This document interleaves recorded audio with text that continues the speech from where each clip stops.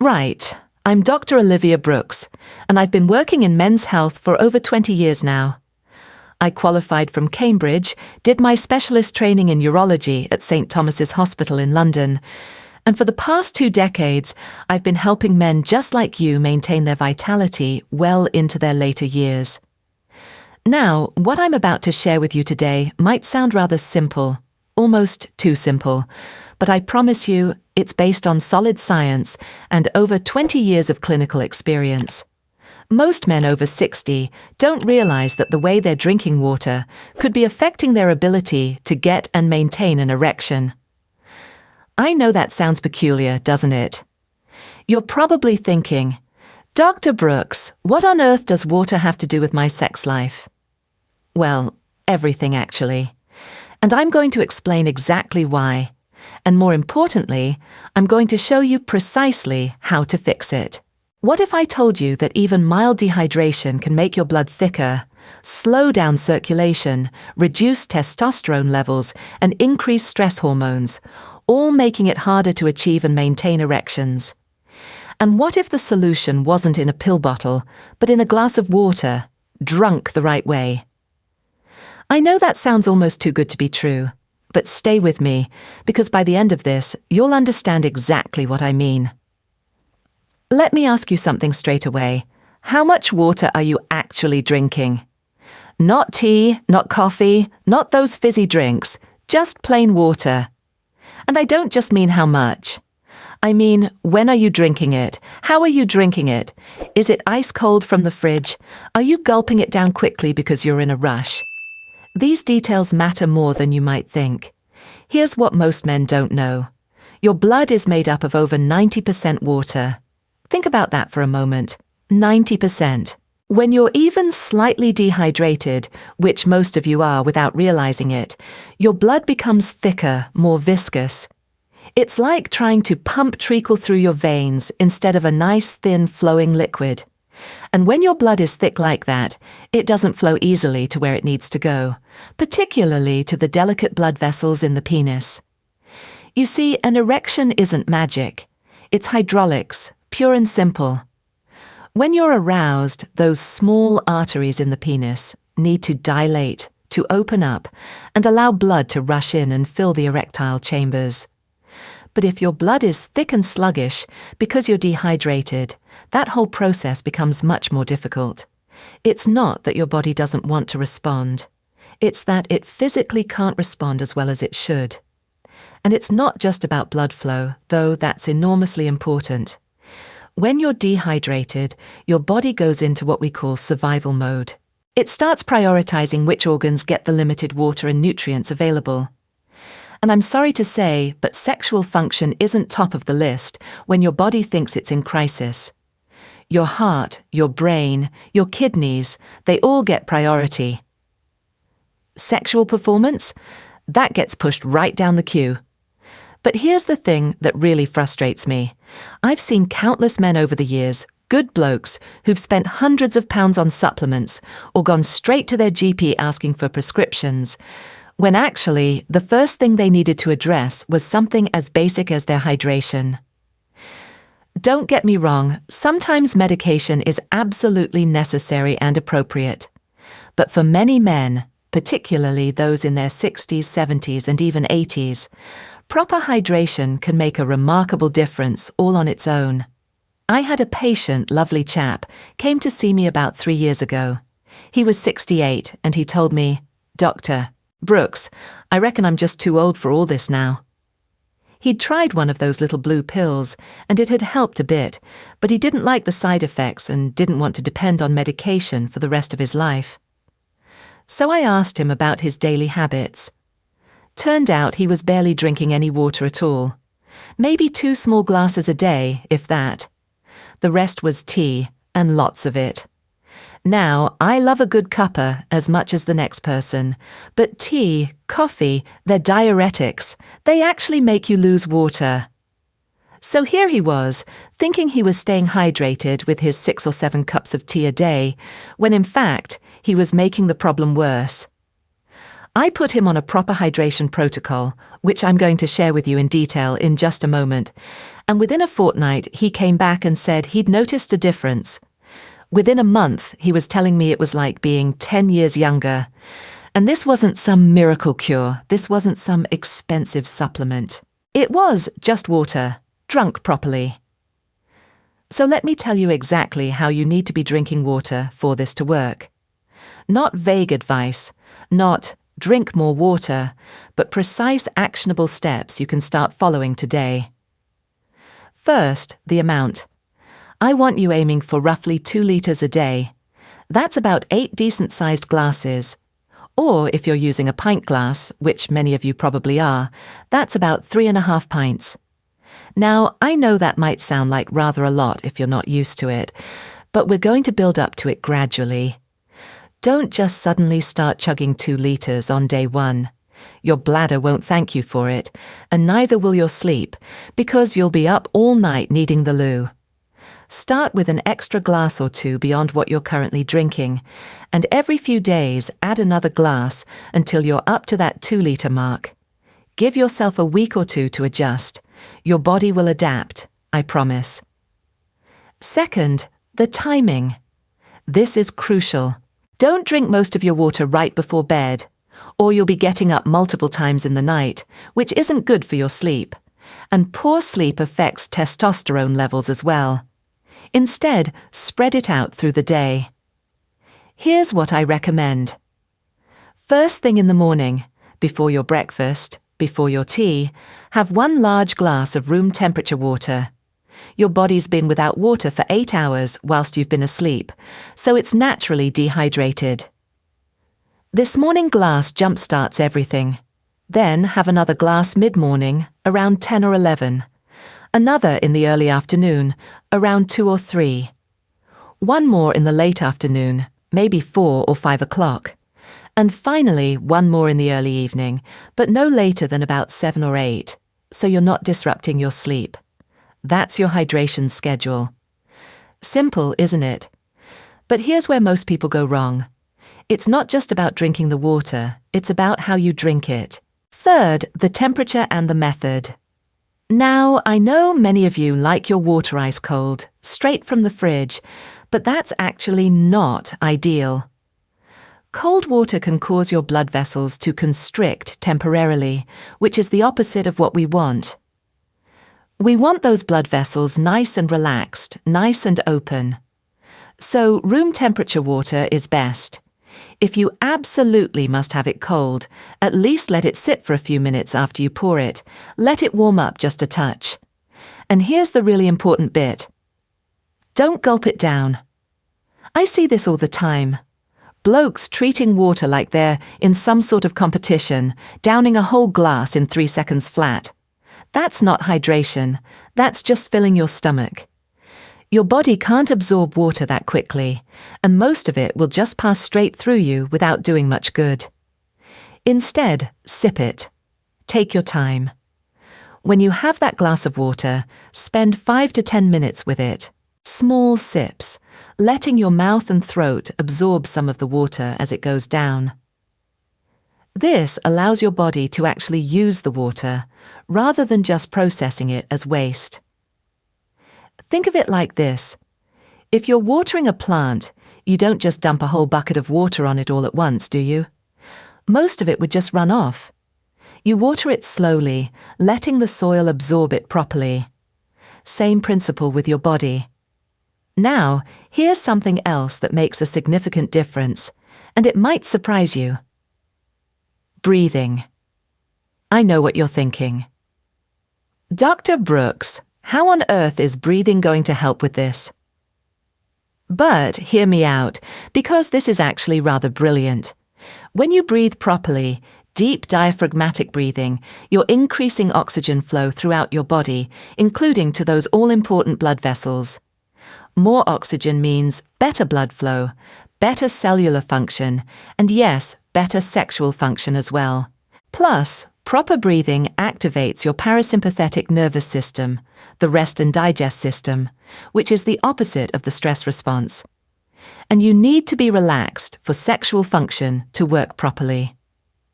Stress and anxiety are absolutely terrible for erections. So here's what I want you to do. Twice a day, morning and evening, take 5 minutes to do this breathing exercise. Find somewhere quiet where you won't be disturbed. Sit comfortably or lie down if you prefer. Place one hand on your chest and one on your belly. Now, breathe in slowly through your nose for a count of 4. As you breathe in, your belly should rise, not your chest. That's the key. You want that deep diaphragmatic breath, filling your lungs properly from the bottom up. Hold that breath for a count of 4. Then breathe out slowly through your mouth for a count of 6. Make the exhale longer than the inhale. That's what activates that relaxation response. Do that for 5 minutes, twice a day. It sounds simple, and it is, but the effects are profound. You're oxygenating your blood, you're reducing stress hormones like cortisol, and you're training your body to relax. All of those things help with sexual function. Now, let me address something else that often comes up. Temperature of the water aside, what about the actual type of water? Tap water, bottled water, filtered water, does it matter? Honestly, for the purposes of what we're discussing here, not really. As long as it's clean and drinkable, that's what matters. Don't get caught up in expensive bottled water marketing. Your local tap water in the UK is perfectly good. If you prefer the taste of filtered water, that's fine, but it's not necessary. What about adding things to your water? Lemon, cucumber, mint, that sort of thing? Absolutely fine. In fact, if it helps you drink more water because you enjoy the taste, then brilliant. Just avoid adding sugar or artificial sweeteners. Those don't help and can actually hinder what we're trying to achieve. Right, so let's talk about timing and expectations, because I know you're wondering, when am I actually going to see results from all this? Here's the honest answer. It varies from person to person, depending on how dehydrated you were to begin with, your overall health, and a whole host of other factors. But generally speaking, if you follow this protocol properly, you should start noticing some improvement within about 2 weeks. Not dramatic, perhaps, but you'll notice things are working a bit better. Within a month, the improvement should be more noticeable. And if you stick with it for 3 months, making this a permanent habit, you should see the full benefits. I've had patients tell me it's made more difference than they ever expected from something so simple. But here's the thing. This isn't a quick fix. You can't do this for a week, see some improvement, and then go back to your old habits. Hydration needs to be consistent. This needs to become part of your daily routine, like brushing your teeth or having your morning tea. Once it becomes a habit, it's easy. You don't even think about it. Now, I should mention, proper hydration isn't just good for sexual function. It's good for absolutely everything. Your energy levels will improve, your skin will look better, your digestion will work better, you'll think more clearly. Many of you will find aches and pains you've been putting up with for years start to ease. Your kidneys will thank you. Your heart will thank you. It's one of those rare things in health where there really aren't any downsides, only benefits. But let me be clear about something else. If you've got underlying health conditions, particularly related to your kidneys, heart, or if you're on certain medications like diuretics, you need to check with your GP before dramatically increasing your water intake. For most of you, this will be perfectly safe and beneficial, but it's always worth checking if you've got other health concerns. And whilst proper hydration can make a remarkable difference, it's not a miracle cure for everything. If you've got diabetes that's not well controlled, if you've got significant cardiovascular disease, if you've got very low testosterone levels, if you're on medications that specifically affect sexual function, then hydration alone isn't going to solve everything. But it's still an important foundation. Even if you need medical treatment, being properly hydrated will help that treatment work better. I also want to address something that came up in the comments on my previous videos, because several of you asked about this. What if you're already drinking quite a bit of water and you're still having difficulties? First, make sure you're drinking it the right way, as I've described. Many men drink plenty of water, but they're gulping it down quickly, or it's ice cold, or they're drinking most of it right before bed. The method matters as much as the amount. Second, look at what else you're drinking. If you're having 6 cups of coffee or tea throughout the day, or if you're drinking alcohol regularly, those are both dehydrating. You need to account for that. For every cup of coffee or tea, add an extra glass of water. And if you're drinking alcohol, especially regularly, that needs to be addressed.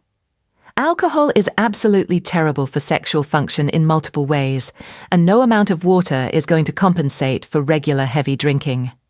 Third, look at your overall lifestyle. Are you moving your body regularly? You don't need to be running marathons, but a decent walk every day, some basic exercises, staying active, that's crucial for blood flow. Are you getting decent sleep? Poor sleep absolutely hammers your testosterone levels. Are you managing your stress? Chronic stress will undermine everything else you're doing. And what about your diet? Are you eating properly? Because whilst water is crucial, you also need the right nutrients for your body to function properly. Plenty of vegetables, good quality protein, healthy fats, less processed rubbish, less sugar. I know that sounds like a lot, but these things all work together. You can't just fix one thing and ignore everything else. I had another patient about 3 years ago, came to see me and said he was doing everything right, drinking plenty of water, but still having difficulties. Turned out he was drinking the water properly, yes, but he was also having 4 or 5 pints down the pub every Friday and Saturday night, eating takeaways most evenings, and getting about 5 hours of sleep because he was staying up late watching television. The water was helping, but it couldn't overcome everything else. So we worked on the whole picture, cut back on the alcohol to just a couple of pints a week, started cooking proper meals at home most nights, got him going to bed earlier and establishing a better sleep routine, kept up with the proper hydration, and within a couple of months he was like a different person. Not just sexually, but in every way. More energy, better mood, felt 10 years younger, he said. That's the thing about health. It's all connected. But hydration is such a fundamental part of it, and it's something you have complete control over. You can start today, right now. No prescription needed, no expensive supplements, no waiting for an appointment. Just water, drunk properly, consistently. Let me tell you about one more patient, because I think his story will resonate with many of you. He was 73 when he came to see me, married for nearly 50 years. He told me that things hadn't been working properly for about 5 years, and he'd just accepted it. Thought that was it. That chapter of his life was over. His wife hadn't complained, bless her, but he felt he was letting her down, felt less of a man. I asked him the usual questions, went through his medical history, and then I asked about his daily habits. Turned out he was hardly drinking any water at all, lots of tea, mind you, 8 or 9 cups a day. But actual water, maybe 1 small glass, if that. I explained everything I've explained to you. Put him on the hydration protocol, taught him the breathing exercises, and told him to come back in a month. He came back in 3 weeks actually, couldn't wait to tell me. Said he'd noticed a difference within about 10 days, and by 3 weeks he couldn't believe it. He was so chuffed, kept thanking me, but I told him, I didn't do anything. You did the work, you made the changes. His wife came with him to the next appointment, wanted to thank me as well. She said it wasn't just the physical improvement, though that was certainly welcome. It was that he seemed happier, more confident, more like his old self. And that's the thing. When this aspect of your life isn't working, it affects everything. Your mood, your confidence, your relationship. And when it improves, everything else improves too. So here's what I want you to take away from all this. First, proper hydration is absolutely fundamental to sexual function, particularly as you get older. It's not the only factor, but it's a crucial one, and it's something you can control completely. Second, it's not just about drinking more water.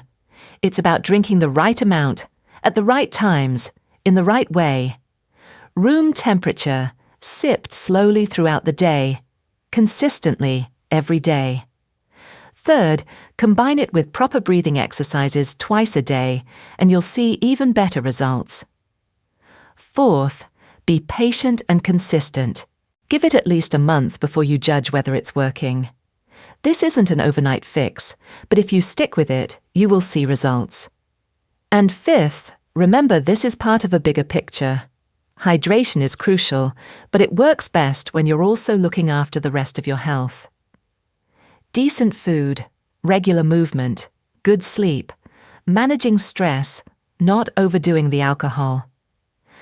I know some of this might sound almost too simple to work. We're so used to thinking that solutions have to be complicated, expensive, medical. But sometimes the most powerful interventions are the simplest ones. Your body is a remarkable machine, capable of healing and maintaining itself beautifully, if you just give it what it needs. And what it needs, fundamentally, is water. Proper hydration, done consistently, can make a difference you wouldn't believe until you experience it yourself. I've seen it work for hundreds of men over my 20 years in practice. Men in their 60s, 70s, 80s, even a few in their 90s. It's never too late to start taking better care of yourself. This isn't about becoming someone you're not. It's about helping your body remember what it's always been capable of. You're not broken, you're just a bit dehydrated, and that's something we can fix, starting today. So fill up that glass, take your time with it, breathe properly, and be consistent. Your body will thank you for it in more ways than one.